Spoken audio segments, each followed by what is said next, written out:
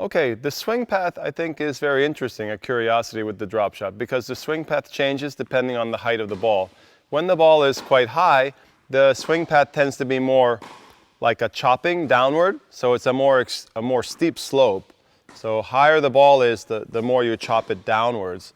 Same on the backhand side, there's more of a chop downwards. But interestingly, on lower balls, the lower it gets, the swing path tends to be more like the top of like a tabletop, like more flat, like this. So not much slope at all, and everywhere in between. So medium can have a little bit of slope. Notice when you're doing the drop shot, the racket face is very open. It's more open on low balls. The angle of the racket face tends to be a little more vertical on high ones that you're chopping downward, and on low ones that you're kind of scooping up from the ground, that the angle of the racket face tends to be very, very open. So be aware that the racket face angle changes depending on the height. Lower balls, the racket face angle is very open.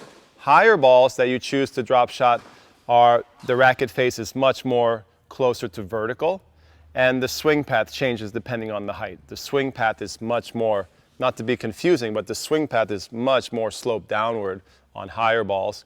If you did that on low ball, it would go right into the ground.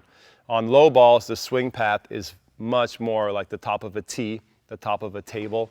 Very, very little slope here, but with a very open racket face. And I just think that's an interesting detail and nuance when you're learning the drop shot, that the stroke and the racket face angle changes depending on the type of ball you're receiving.